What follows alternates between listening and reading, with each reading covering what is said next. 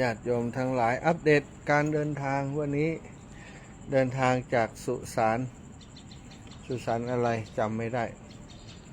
เดินทางมาจากป่าจ้าอย่างตะคืน โอ้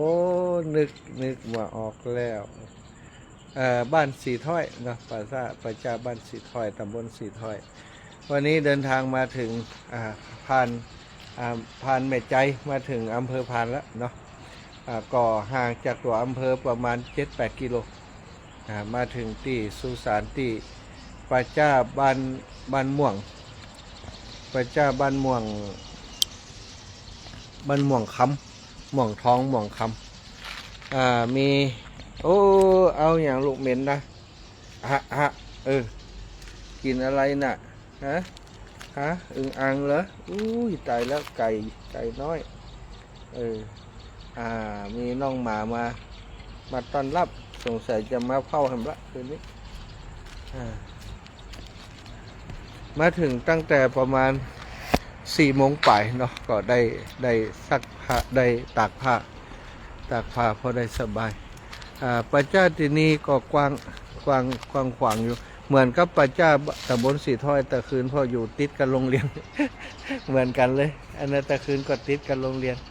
อันนี้ก็มีโรงเรียนม่วงคำอยู่ตั้งหนักนะตรงนี้ก็เป็นป่าจ้าตั้งหลังคงจะแบ่งที่สมัยก่อนก็เป็นที่สาธารณะแบ่งกันเนาะเอาแบ่งให้โรงเรียนกับแบ่งให้เป็นที่ของสาธารณะของหมู่บ้านก็เป็นป่าจ้า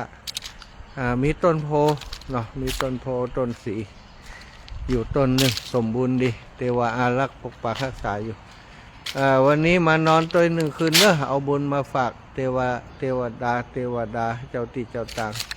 เจ้าเขตเจ้าเด่นทั้งหมดที่อาศัยอยู่ที่นี่นะอันนี้ก็มีเมนสอง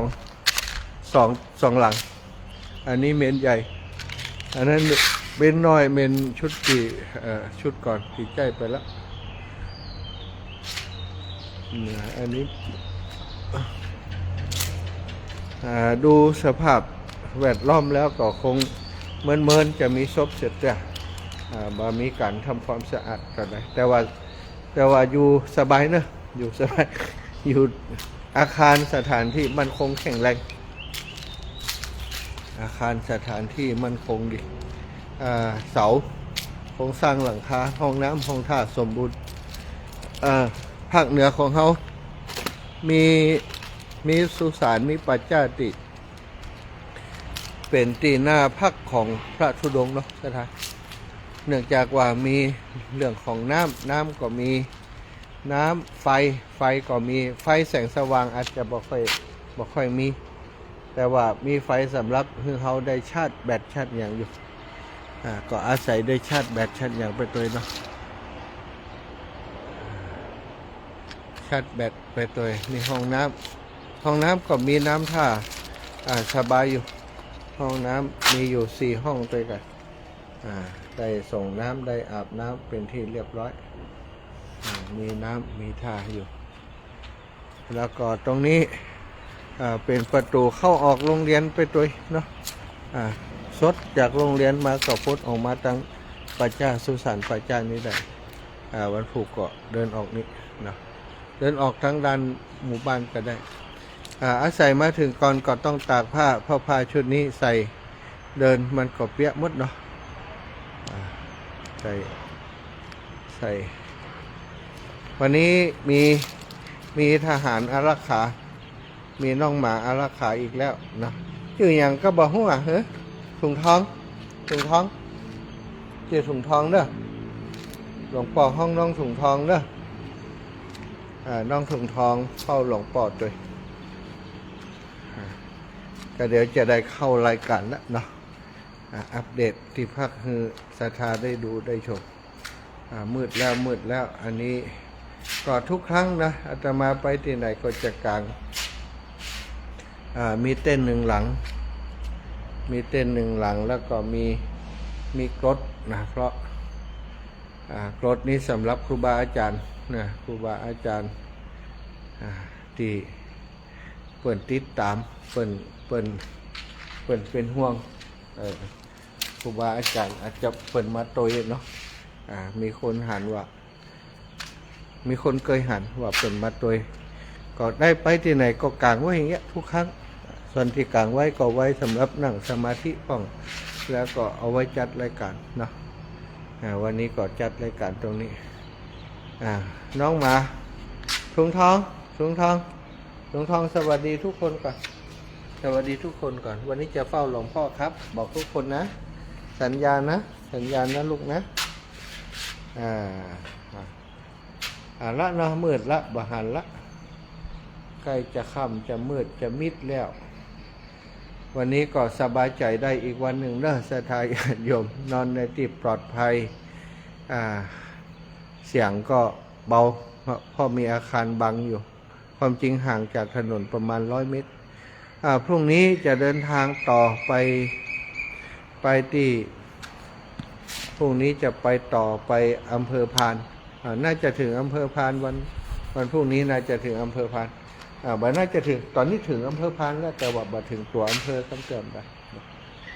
มืดหน้าตาไม่เห็นไปถึงอำเภอพานวันนี้ก็ได้พบปะกับญาติโยมและครูบาอาจารย์เจอท่านผอที่บ้านสีถ้อยนะครับภรรยาเปิ้นผออย่างจำได้เห็นหรอเนาะเปิ้นก็มาใส่บาตรเปิ้นว่าวนหาวันก่อนผมวนหานึกว่าอาจารย์ไปปัจจ้าพุ่นแล้วก็พอดีต่อคืนไปเปิดเฟซบุ๊กของอาจารย์หันว่าอาจารย์มานอนติปัจจ้าสีถ้อยเลยเตรียมกับข้าวกับป่าไว้เหอะนะก็มาตันอยู่แต่เจ้าเนาะแล้วก็วันนี้เจอญาติโยมหลายคนแม่กาบจันนี่ขี่รถมอเตอร์ไซค์ไก่มาอันนี้อาจารย์สมชาติก็เจ้าอีหล่ะฟังรายการวิทยุก็ฟังเจ้าได้ยินว่าจะเดินมาทางนี้แบกธงสีเหลืองมาวะธงก็เลยบอกว่าแม่นแล้วอีหล่ะเพิ่นก็ได้ถวายน้ำถวายปัจจัยมาแล้วก็แห่มาก่อนจะถึงบ้านม่วงคำนี่นะประมาณสัก5-6 กิโลก็มีญาติโยมวิเชียนกับแม่สีทรลูกบาแม่สีทรเปิดไปโรงพยาบาลมาเปิดหันนั่นแบกธงเดินมาโอ้อาจารย์ท่านอาจารย์นี่แม่วะลูกสาวเล่าให้ฟังว่าโยมแม่แม่สีทรเปิดฟังรายการตลอดลูกเต่า3-4 คนลงรถมาก็ถ่ายรูปด้วยกันอยู่